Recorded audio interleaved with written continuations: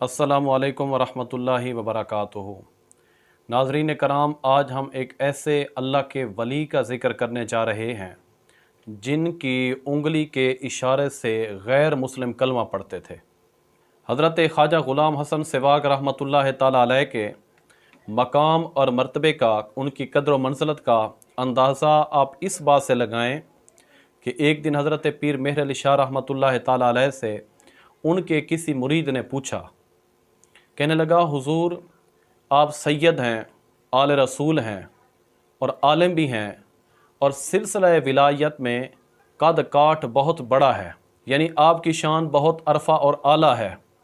और वो ग़ुलाम हसन सिवाग वो तो एक देहाती है और जट है, तो आप उसकी ताज़ीम इतनी क्यों करते हैं कि जब आपकी उससे मुलाकात होती है तो आप चंद कदम आगे चल के और उसे झुक के मिलते हैं, हालांकि आप सैयद आले रसूल हैं, आपकी शान उनसे बहुत ज़्यादा बुलंद है, तो आप उनको झुक के क्यों मिलते हैं।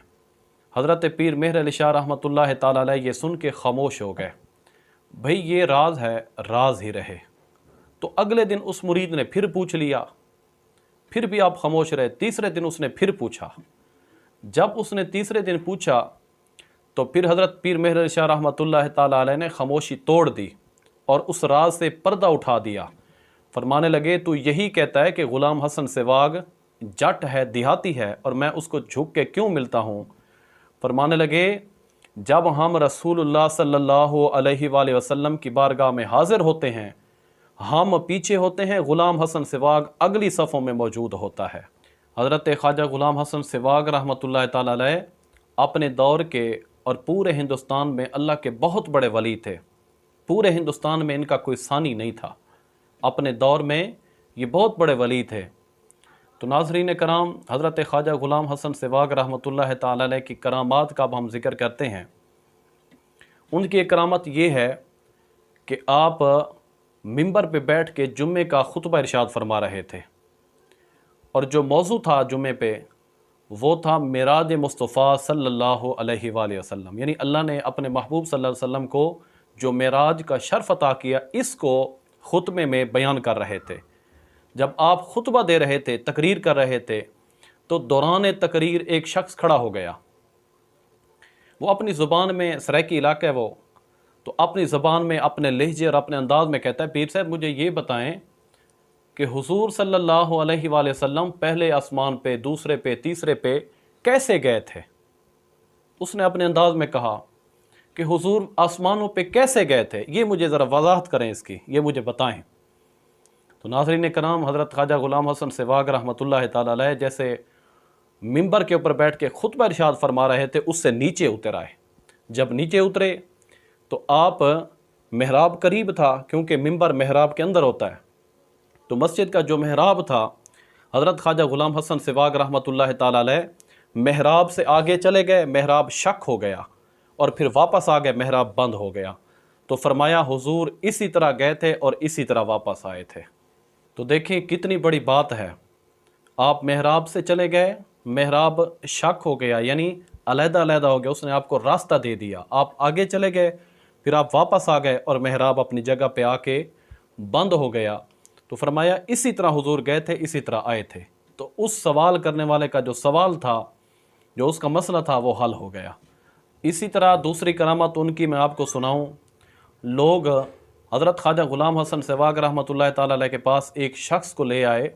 वो बहुत बड़ा डाकू था, चोर भी था, शराब भी पीता था, ज़िना भी करता था, यानी बहुत बड़े बड़े गुनाह करता था और उसकी ज़िंदगी सारी गुनाहों से भरी हुई थी। सारे वो गुनाह ही करता था, अच्छा काम या अच्छाई वाले काम उसने कभी नहीं किए थे, नेकी की तरफ तो जाता ही नहीं था। लोग इसीलिए ले के आए कि इसको ले जाते हैं, हो सकता है इसकी तकदीर बदल जाए, इसके नसीब जाग जाएं, ये गलतियों से, बुराइयों से बाज आ जाए और लोगों को इससे अमन मिल जाए। चोरियां जो करता है, डाके जो मारता है, लोग इससे महफूज हो जाएं, लोगों को अमन मिल जाए। तो पीर साहब रहमतुल्लाहि ताला अलैह ने फरमाया, मैं इस शर्त पे इसको बैयत करता हूँ कि ये सारे गुनाह छोड़ दे। उसने कहा, हुजूर मैं बाकी तो सारे गुनाह छोड़ सकता हूँ, गुनाह छोड़ दूंगा, एक गुनाह मैं नहीं छोड़ सकता। वो कौन सा? कहने लगा, ये जो मैं चोरी करता हूँ ये मेरी मजबूरी है, मेरे छोटे छोटे बच्चे हैं, अगर मैं नहीं करूँगा वो भूख से मर जाएंगे। तो किबला पीर साहब रहमतुल्लाह ताला ने फरमाया, लेकिन जिस घर में जिस जगह पे मैं होऊंगा उस जगह पे तो चोरी नहीं करेगा। उसने कहा नहीं, उस जगह पे मैं नहीं करूँगा, जहाँ पे आप होंगे आपका लिहाज आपकी कदर करूँगा, उस जगह पे मैं कम अज़ कम चोरी नहीं करूँगा। तो वो पीर साहब की बैयत हो गया, घर पहुँच गया। जब 2-4 रातों के बाद उसने इरादा किया चोरी करने का, तो वो अपनी बस्ती से किसी दूसरी बस्ती में चला गया। जिस घर के अंदर वो रात को दाखिल हुआ चोरी करने के लिए, जब वो दाखिल हुआ तो देखते हैं आगे पीर से मौजूद हैं। तो वहाँ से निकला, भागा, भी आगे तो पीर से बैठे हैं और मैंने वादा किया था जहाँ आप होंगे वहाँ मैं चोरी नहीं करूँ। उसने सोचा कि हो सकता है ये घर वाले भी पीर साहब के मुरीद हों, इत्तेफाक से पीर साहब इधर आए हों, रात इधर गुजार रहे हों, तो किसी दूसरे घर में चला जाता हूँ। फिर जिस घर के अंदर दाखिल हुआ, जब दाखिल होता है तो देखते हैं आगे पीर साहब मौजूद हैं। वो घर भी उसने छोड़ दिया। फिर तीसरे घर में दाखिल हुआ तो आगे पीर साहब मौजूद थे। तो इस तरह उसने तौबा कर ली कि आज के बाद मैं चोरी भी नहीं करूँगा। नाज़रीन कराम, ये जो करामात का ज़िक्र मैं आपके सामने कर रहा हूँ, जो करामात मैं आपको सुना रहा हूँ, ये ख्वाजा ग़ुलाम हसन सिवाग रहमतुल्लाह ताला अलैह की ज़िंदगी पर लिखी हुई किताब फ़ुयूज़ात हसनिया में मौजूद हैं। नाज़रीन कराम, ख्वाजा ग़ुलाम हसन सिवाग रहमतुल्लाह ताला अलैह की करामात में एक करामत ये बहुत ज़्यादा मशहूर है कि आप लोगों को उंगली के इशारे से कलमा पढ़ाते थे। यानी जिसकी तरफ उंगली का इशारा करते थे उसकी लबों पे कलमा जारी हो जाता था। तो लोगों ने आपके ऊपर केस कर दिया। अब ये करामत भी सुने, आपका ईमान ताज़ा हो जाएगा।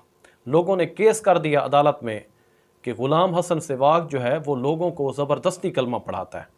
जब ये केस अदालत में गया जज के पास, तो उसने पीर सिवाग रहमतुल्लाह ताला अलैह को बुलाया। जब उसने बुलाया तो लोगों का अदालत के अंदर जमे गफ़ीर था, मजमा लग गया कि आज जज ने ग़ुलाम हसन सिवाग को बुलाया है, आज हम तमाशा देखेंगे।